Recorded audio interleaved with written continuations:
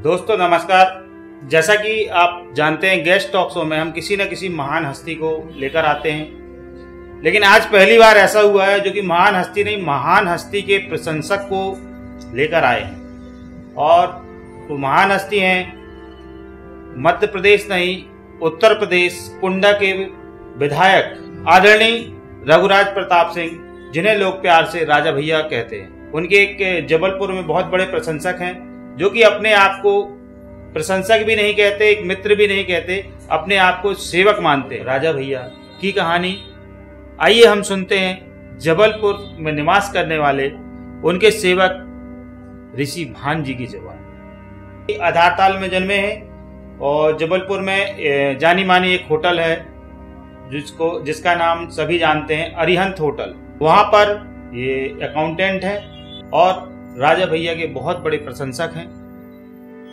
जबलपुर की जानी मानी होटल अरिहंत में अकाउंटेंट का वर्क करते हैं और हम उनसे ये जानना चाहते हैं कि आप जबलपुर में रहकर राजा भैया से आपका संपर्क कैसे हुआ और आप इतने बड़े प्रशंसक हैं, उसका कारण क्या है।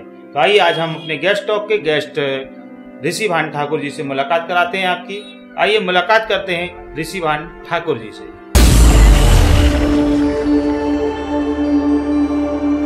भाई साहब स्वागत है आपका हमारे गेस्ट टॉक शो में। नमस्कार, प्रणाम, सीताराम, नर्मदे।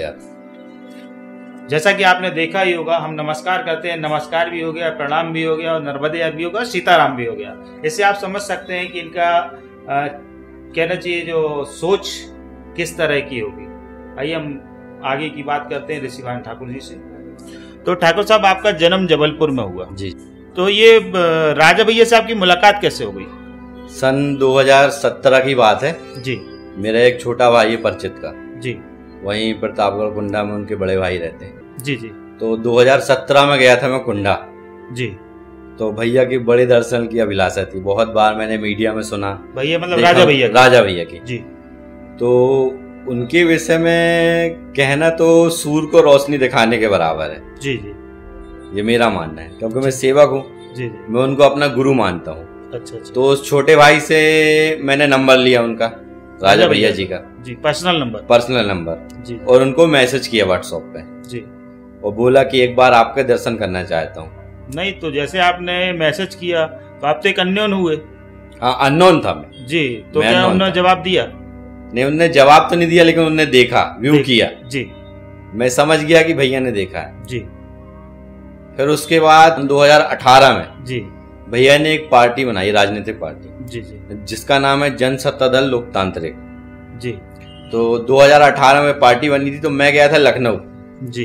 भैया की पार्टी जिस दिन बनी थी जी जी। तो लखनऊ में रूबरू भैया से मुलाकात हुई जी, उनकी कोठी में जी जी। तो इतनी अच्छी मुलाकात हुई, मुझे ऐसा लगा जैसे वो वर्षों से जानते हैं मुझे जी, ना जानते हो। सरल स्वभाव, बिल्कुल सरल स्वभाव जी। और उनके विषय में तारीफ करने के लिए तो शब्द नहीं है, इतने अच्छे व्यक्ति हैं। उनके नाम के, राजा भैया के नाम के आगे जुड़ा रहता है बाहुबली जी जी। तो आप क्या कहना चाहेंगे? एक बाहुबली नाम से आदमी का खौफ बना रहता है, जो यूपी में कहा जाता है भौकाल। तो ये एक बाहुबली किस टाइप का? ये क्या कहता है, ये बाहुबली, दबंग, ये सब पिक्चर के टाइटल है, मूवी के टाइटल है जी जी। लेकिन वो जनता के लिए न्याय करते हैं जी और जनता की न्याय की लड़ाई लड़ते हैं जी। तो अब लोग तो आरोप प्रत्यारोप किसी पर भी करते रहते हैं, मीडिया जी जी। तो जैसा कि आप जबलपुर के आधारताल में जन्म लिए, तो पढ़ाई वगैरह कहाँ पर आप? जबलपुर में। क्या किया आपने? मैं बीकॉम फाइनल ईयर किया हूँ। अच्छा, महाकौशल कॉलेज से, जबलपुर से? जबलपुर से ही। अच्छा अच्छा। जैसा कि आप अरिहंत होटल में अकाउंटेंट का काम देखते हैं जी जी। तो जैसे आप राजा भैया से संपर्क में हैं जी, तो आपको ये लगता है कि क्या बोलता है, जैसे एक अकाउंटेंट है, मतलब उनके सामने तो अकाउंटेंट बहुत छोटा होता है, तो आपके जो संबंध है राजा भैया से, वो आपको एक वो देते होंगे सम्मान कि एक अकाउंटेंट है। आज का जनरली होता है, ये एक आदमी ओहदे पे पहुंच जाता है, चूंकि वो कुंडा प्रतापगढ़ के विधायक भी हैं, तो क्या उनका बराबर आपसे बातचीत या संपर्क होता है? राजा भैया अपने प्रत्येक समर्थक को, प्रत्येक सेवक को जी एक इस तरीके से प्रेम करते हैं जैसे राजा राम कहना चाहिए अपने सेवक को प्रेम करते थे जी। ऐसे राजा भैया प्रत्येक समर्थक, क्योंकि ये प्रदेश भी अलग है, वो उधर हैं और आप इधर हैं, मैंने इसीलिए पूछा कि क्या वो कनेक्टिविटी बनी रहती है। कहते हैं कि जैसे सबके हृदय में कोई ना कोई होता है जी, ऐसे मेरे हृदय में मेरे गुरु राजा भैया हैं जी। तो आपने उनको गुरु कैसे क्यों माना, क्या देखा आपने उनका? मतलब कहना चाहिए जो उनका जीवन शैली है, जो उनकी दिनचर्या है, जी जी, जो उनका जीवन है जी, हिंदू धर्म का पालन करते हुए जी, और बजरंगबली के बहुत बड़े भक्त हैं वो भी। जी जी। उनकी कोठी मरी बजरंगबली जी महाराज का मंदिर है, जी जी। वहाँ वो जब भी वहाँ से निकलते हैं, मतलब जी, कहीं जाना हुआ जी, तो बजरंगबली महाराज के दर्शन करेंगे, जी जी, आएंगे तो बजरंगबली महाराज के दर्शन करेंगे जी, और बढ़िया 2-3 घंटे पूजा करते हैं वो, जी जी, शंख सब बजाते हैं। अरे वाह। और उनकी जो जीवन शैली है, उनकी जो शब्द है, उनकी जो वाणी है, कहते हैं कि नर में नारायण होता है। बिल्कुल बिल्कुल।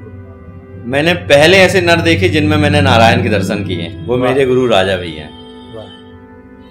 तो ऐसा आपको फील क्यों हुआ कि मतलब इनमें इस नर में नारायण भी है? जैसे भगवान राम अपने प्रजा का ध्यान रखते थे, जी बिल्कुल, ऐसा ही वो अपनी प्रजा का ध्यान रखते हैं, अपनी जनता का। अच्छा, हमने सुना जैसे प्रजा का शब्द आया, वहाँ पे कोई कोठी लगती है, बोलते हैं जनता दरबार लगता है। जनता दरबार, जी जी। अच्छा, उनकी कोठी में जनता दरबार लगता है। जी जी।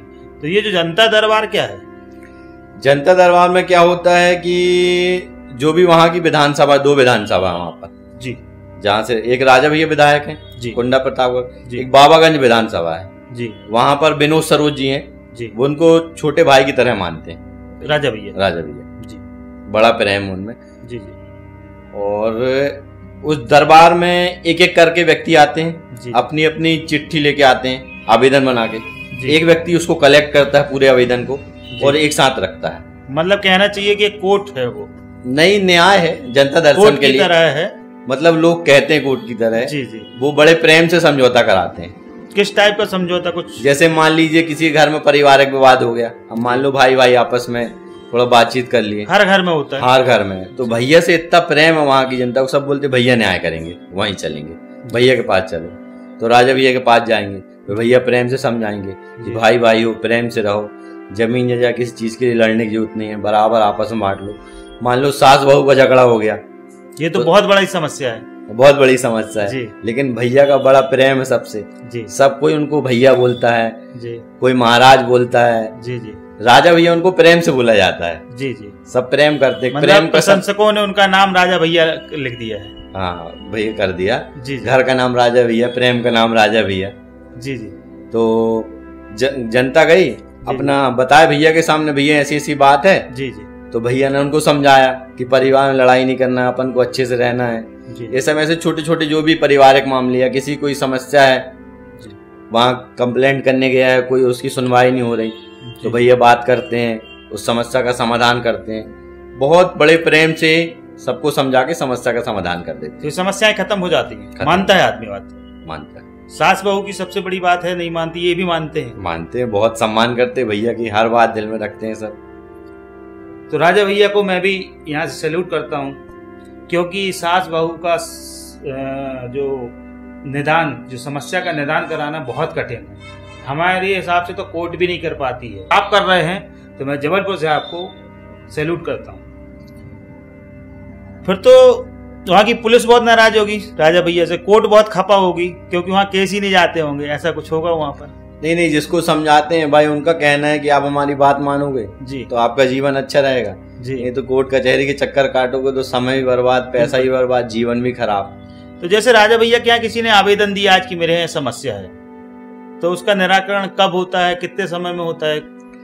वैसे तो राजा भैया की प्रिय अनुज है जी, उनके छोटे भाई राम लखन की जोड़ी मान सकते हैं आप, कि राजा भैया का राम तो गोपाल भैया जो MLC हैं जी जी, विधान परिषद सदस्य जी जी, उनको आप लक्ष्मण बोल सकते हो। उनका स्वभाव भी वैसा ही है, विनम्र, बढ़िया, बहुत अच्छा विनम्र। तो ये दोनों जन बैठते हैं और एक विनोद सरोज जो दूसरे विधायक मैंने आपको बताया वो भी बैठते हैं। भैया ने निराकरण किया, जैसे आप आए, आपने आवेदन दिया, भैया ने बोला इनके आवेदन में तुरंत 2 से 3 दिन 4 दिन समय लगता है। मान लीजिए किसी की जमीन है, उसकी जांच होना है या कुछ करना है, तो कुछ कामों में समय लग सकते हैं, लेकिन ये है कि निराकरण होता है।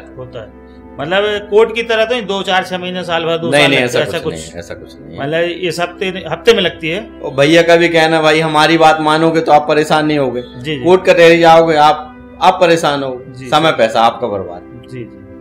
तो जो जैसे ये सब होता है तो उनका पूरा एक सिस्टम बना होगा कि कौन उसके कागज की एंट्री करेगा या उसमें कुछ धांधली भी होती होगी? नहीं, पूरा बढ़िया अच्छा न्याय होता है। सब जिम्मेदारी से अपने कर्तव्य का पालन करते हैं। जैसे वहाँ पे किसी के हिस्से में आता होगा कागज, तो बोलते होंगे भाई मेरा कागज ऊपर कर दो या ताकि मेरा जल्दी। ऐसा कुछ नहीं होता, ऐसा सबका बराबर। मतलब राजा भैया की नजर हर जगह रहती है। सब ये बहुत अच्छी बात है। इनका नाम ही है रघु राज प्रताप सिंह। मतलब रघु तो अब आप समझ गए होंगे, और राज करने वाले प्रताप सिंह और फिर राजा भैया, जो इनके प्रशंसक हैं, सेवक हैं। क्योंकि इन्होंने मेरे को गेस्ट टॉक शो चालू होने के पहले ही इन्होंने बोला था, भैया मैं उनका प्रशंसक नहीं हूं, मैं उनका सिर्फ और सिर्फ एक सेवक हूं, मात्र सेवक हूं। तो जो हम पूछते जा रहे हैं और उनके सेवक बताते जा रहे हैं। आश्चर्य की बात यह है कि वो जबलपुर में ही रहते हैं, जबलपुर में कर्म भी करते हैं। मतलब जन्म भूमि भी जबलपुर है, कर्म भूमि भी जबलपुर है। उसके बाद राजा भैया की वहाँ दो विधानसभा उनके भाई हैं, और कहाँ क्या होता है सारी डिटेल इनके पास है। मतलब ये कि बहुत गहराई से वो राजा भैया को जानते हैं। तो हम और भी प्रश्न इनसे करते हैं, और भी जानकारी हम लेते हैं, और मौका मिला तो हम भी राजा भैया के दर्शन करने एक बार जरूर जाएंगे। यदि उनके सेवक चाहेंगे तो इन्हीं के साथ हम लोग भी सेवक बनकर चल चले। जैसा कि हमने सुना है राजा भैया के यहाँ मगरमच्छ पले हुए, लोग ये बोलते हैं कि यदि उनका कोई विरोध करता है तो मगर को खिला दिया जाता है। क्या ये सत्य है? ये तो सब भ्रांतियां हैं। क्या है, जो भैया का तालाब है जी, वो गंगा जी से लगा हुआ है। जी। तो जेनेटिक घड़ियाल होते हैं, वो नदी के द्वारा आ जाते हैं और चले जाते हैं। ऐसा कुछ नहीं, ये सब भ्रांतियां हैं। अच्छा, मतलब नदी से आके वहाँ घूम, भाई नदी जुड़ी हुई है। जी। जैसे मान लीजिए अपने यहाँ नर्मदा जी का किनारा है। जी। अब यहाँ से अमरकंटक, मंडला, अपना बरगी डैम जुड़ी हुई नदी। जी। ऐसी गंगा जी का बहुत बड़ा किनारा है, उनका तालाब जो जुड़ा हुआ है। जी। तो आ जाते हैं, जीव जंतु है पानी के, आ गए चले गए, ऐसा कुछ नहीं है, सब भ्रांतियां हैं। अच्छा। और भैया उसमें मछली पालन करते हैं। अच्छा। मछली जो व्यक्ति पालेगा जी, वो कहाँ, वो तो बल्कि और नुकसान होता होगा। मगरमच्छ के और मछली खा जाते होंगे। तो मतलब ऐसा कुछ नहीं, ऐसा कुछ नहीं, सब भ्रांतियां हैं। जैसा लोग कहते हैं कि यदि कोई उनसे दुश्मनी की बात करे या उनका विरोध करता है तो उसको मगरमच्छ से खिला देते हैं, सब गलत बात है। भैया कोई विरोधी है नहीं है। जी। और जो वो इनसे एक बार मिलेगा उनका दीवाना हो जाएगा। मतलब मन में यदि विरोध भी रखेगा और मिलेगा तो वो दीवाना हो जाएगा। बहुत बढ़िया।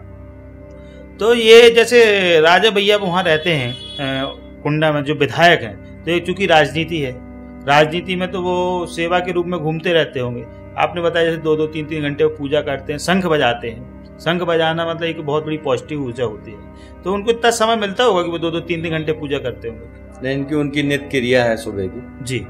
सुबह उठते तो अपना नहाया धोया, अपना पूजा पाठ किया। जी। और फिर जनता दरबार में बैठ गए। जी। तैयार हो गए। तो जनता दरबार प्रतिदिन लगता है या जनता दरबार प्रतिदिन तो नहीं लगता। जी। लेकिन जब भी वो गांव में उपस्थित रहते हैं जी, ये मान कीजिए महीने में 15-20 दिन तो वो गांव में ही रहते हैं, अधिकतर जनता के बीच में ही रहते हैं। अधिकतर मतलब एक नहीं कहा जा सकता कि वो विधायक है, एक सेवक है। सेवक है वो। जी। उनका खुद कहना कि मुझे गांव में ही अच्छा लगता है। जी। अपनों के बीच में ही अच्छा लगता है। जी। तो जैसा कि आप उनके जो सेवक हैं आप, तो उनसे आपकी बातचीत होती होगी फोन पर या? वैसे तो हर 4 महीने में जाता हूँ मैं, हर 4 महीने। हाँ, गुरु के चरण स्पर्श करके आता हूँ, एक अलग एनर्जी मिल जाती है। ऐसा माना जाता है कि आप शायद उनके जन्मदिन में अक्टूबर में शायद पड़ता है 31 अक्टूबर। जी। तो जैसे 31 अक्टूबर को उनका जन्मदिन होता है, तो आप शायद नर्मदा जी में कुछ उनका कार्यक्रम कराते हैं, ऐसा कुछ? 31 अक्टूबर को गुरु जी का जन्मदिन रहता है, राजा भैया जी का। जी। तो उनकी दीर्घ आयु, उनकी आयु लंबी हो, वो हमेशा स्वस्थ रहें जी, और इसी तरह निरंतर सबकी सेवा करते रहें और सबके दिलों में राज करते रहें। तो एक बात और मैं पूछना चाहूंगा कि ये जो आपकी ये मूछें हैं, क्या राजा भैया के मुलाकात के बाद आपने बढ़ाई कि अब मेरा बॉस, मेरा गुरु ही बाहुबली है, या पहले से थी? नहीं, ऐसा कुछ नहीं है जी। बाहुबली नहीं, वो तो सेवक है और मैं उनका दास हूँ, चरण दास सेवक। जी। तो ये मूछे पहले से काफी पहले से। अच्छा, उनके पहले से थी। काफी पहले से। तो राजा भैया भी इन मूछों पे फिदा हुए होंगे। अब क्या मालूम, वो तो गुरु हैं। जी जी। अपन तो चरण दास है, उनके चरण बिंदुओं पर चलने की कोशिश कर रहे हैं। जी। लोग कहते हैं गुरु तो साधु संत महात्माओं को बनाया जाता है। जीवन में कोई भी व्यक्ति जिससे आपको कुछ प्रेरणा मिलती है, कुछ सीखने को मिलता है। जी। जैसे उनकी विनम्रता। जी। मतलब वो इतने सरल हैं, जैसे कहते पानी में कुछ भी मिला दो तो पानी हो जाता है। ऐसे ही वो उनके पास जो जाता है उनका दीवाना हो जाता है। जब से मैं उनसे मिला हूँ जी, उनका स्पर्श हुआ है, मेरा जीवन धन्य हो गया और बदल गया। मैं भी कुछ भक्ति भाग में चलने लगा। अरे वाह, मतलब एक संत समान भी है वो। भले भगवाधारी ना करके घूमे और लंगोट लगा के ना घूमे, लेकिन जो उनके कर्म है एक संत समान है। बहुत अच्छी बात है। वो प्रत्येक वर्ष हर साल 101 गरीब कन्याओं की शादी होती है। प्रत्येक हर वर्ष होती है। जी जी। कभी मार्च में, कभी अप्रैल में महीने, जैसे एक डेट डिसाइड होती है। जी जी। तो उनकी एक योगी राज जेबरा बाबा ट्रस्ट है जी, तो उसके माध्यम से उसमें भैया का मेन योगदान, भैया और उनकी टीम करती है। और दिसंबर या नवंबर में एक नेत्र जांच शिविर लगता है जी, उसमें उनकी 2 विधानसभाओं के लिए फ्री रहता है जी, कितने भी आ जाए। हाँ, उनकी विधानसभा कितने भी जाए वहाँ के, मतलब हर साल ये 2 कार्य, एक 101 गरीब कन्याओं की शादी जी जी, मतलब वो 101 कन्याओं के पिता हैं जी जी, हर साल के जी जी। आप सोचिए, और आज से नहीं, शुरू से चल रहा है। पहले कुछ कम होती रही जब शुरू में उन्होंने की थी, लेकिन वो बढ़ती गई निरंतर, उससे 101 हो गई है जी। अब ये सोचिए कि लोग सोचते हैं करने के लिए, वो इतना अच्छा कार्य कर रहे हैं। 101 गरीब कन्याओं को कन्यादान कर रहे हैं, मतलब बहुत बढ़िया करा रहे हैं। और प्रतिवर्ष ठंड में नेत्र जांच शिविर, मैंने तो ये तक सुना हूँ कि कई लोगों की आंखें तक बदलवाई उन्होंने, सुना न्यूज वाले अपने खर्चों से बहुत मदद करते हैं लोगों की। न्यूज से याद आया कि अभी मैं कुछ दिन पहले देख रहा था, वहाँ शायद कोई एक मंदिर है हनुमान जी का, शायद कुछ हिंदू मुसलमान का कुछ वहाँ पे चलता है, शायद ये हनुमान जी का पूजन करते हैं वहाँ पर हर साल हनुमान जयंती में। तो ऐसा कुछ है क्या वहाँ पर? हाँ, मंदिर तो है जी, मंदिर तो है, पूजा पाठ तो होती है। लेकिन भैया के ऐसा कोई जाति धर्म का नहीं है, भैया को सब प्रेम करते हैं। हिंदू मुस्लिम सिख ईसाई सबके राजा भैया भाई, सबके राजा भैया भाई। बहुत बढ़िया। रघुराज प्रताप सिंह उर्फ राजा भैया के जो सेवक हैं, हम सभी को बहुत समय बाद इनसे मुलाकात हो पाई है, क्योंकि इनका समय बहुत पहले आने का था, लेकिन किन्हीं कारणों से, व्यस्तता के कारण ये हमसे मुलाकात नहीं हो पा रही थी, लेकिन आज आ गए। लेकिन उनके पास समय बहुत कम है, बहुत कम समय के लिए हमारे स्टूडियो आए हुए हैं। लेकिन हमने इस बार आने के पहले उनसे वादा ले लिया कि हम ये पॉडकास्ट आपका तभी करेंगे जब आप अगली बार के लिए हमें ज़्यादा समय देकर आएंगे। तो उन्होंने वादा किया है, नेक्स्ट टाइम जब भी आएंगे तो अधिक समय लेकर आएंगे। लेकिन हम चाहते हैं कि वो आपको एक संदेश दें। क्या संदेश है, हम वही जानना चाहेंगे कि इनका संदेश क्या है, राजा भैया के प्रति इनका क्या लगाव है। जबलपुर में ऐसे और भी लोग होंगे जो कि राजा भैया के समर्थक होंगे, इनके टच में होंगे, इनके साथ होंगे। उन्हीं की जवानी में हम सुनते हैं एक संदेश। जिस तरह भगवान राम अपनी प्रजा की सेवा करते थे, इसी तरह के राजा भैया जी अपने प्रजा की सेवा कर रहे हैं और निस्वार्थ भाव से कर रहे हैं। और भगवान करें ऐसे ही करते रहें, और प्रत्येक व्यक्ति को निस्वार्थ भाव से ही सेवा करना चाहिए, जाति धर्म में नहीं बंटना चाहिए। क्योंकि कहते हैं मानव मात्र एक समान और एक पिता की सब संतान। हम सबको भगवान ने बराबर बनाया है, इसलिए सबको बराबर मानना चाहिए। और हर उस व्यक्ति की जो इस योग्य है कि किसी की सेवा कर सके, तो निस्वार्थ भाव से सबकी सेवा करना चाहिए। सभी को प्रणाम। सीताराम, नर्मदे हर। ये बहुत बड़ी बात है दोस्तों कि जबलपुर में रहकर ये राजा भैया के टच में है। प्लस सबसे बड़ा संदेश ये है कि वहाँ किस तरह के कार्य किए जाते हैं, और चूंकि हर 4 महीने में जाते हैं और उनको अपना आदर्श और गुरु मान के रखा हुआ है। गुरु पूर्णिमा में उन्होंने उनको अपने उसी रूप में देखा, अपने संत के रूप में देखा, अपने भगवान के रूप में देखा। वो कुल मिला के अपने जीवन को राजा भैया को समर्पित करके रखे हैं। और शायद उनका कुछ चमत्कार ऐसा हुआ उनके जीवन में राजा भैया के मिलने से, तो उन्होंने उनके शरणागत हो गए और वो अपना सेवक बोलते हैं कि मैं सिर्फ उनका सेवक ही हूँ। तो एक मन में क्वेश्चन और आ रहा है भैया कि कभी वो जबलपुर आए थे राजा भैया, या उनसे मुलाकात जबलपुर में हुई आपकी? मुलाकात तो जबलपुर में नहीं हुई मेरी। अच्छा, लेकिन हो सकता ऐसा कभी मौका बनेगा कि आप लोग बुलाएं उनको और वो आए? भगवती माई नर्मदा मैया की इच्छा होगी और बजरंगबली महाराज की इच्छा होगी, कृपा होगी जी, तो हो सकता है संस्कार धानी में एक बार गुरु के चरण पड़ जाए जी। गेस्ट टॉक शो की संपूर्ण टीम और मैं अमरदेव यादव की ओर से, राजा भैया की भी उम्र अपनी, मेरी तो छोटी है, मैं नहीं कह सकता मेरी लग जाए, लेकिन ईश्वर इतनी उम्र दे, इतना स्वास्थ्य भरा जीवन दे कि वो इसी तरह जिस तरह बता रहे हैं उस तरह आप हमेशा सेवा करते रहें, और जहां हमारा पॉडकास्ट की जरूरत पड़ी तो उसमें हम भी सेवा देने तैयार। इसी के साथ हम ऋषिवान सिंह जी से लेते हैं विदा। नेक्स्ट टाइम हम जरूर इनसे अधिक समय लेकर करेंगे मुलाकात, और इंतजार जब तक करिए जब तक हम किसी न किसी अन्य शख्सियत को लेकर आते हैं और फिर हम आपके रूबरू होते हैं। तो ऋषिवान जी बहुत बहुत धन्यवाद, आप हमारे गेस्ट टॉक शो में आए, और हम चाहेंगे कि अगली बार जितना भी समय दिए उससे कम से कम डबल समय दें, जिससे हम और भी राजा भैया के लिए जो मन में प्रश्न है, क्योंकि कम समय का पूछ नहीं पाए, तो अगली बार हम और उनसे जानकारी लें। नमस्कार, प्रणाम, सीताराम, नर्मदा।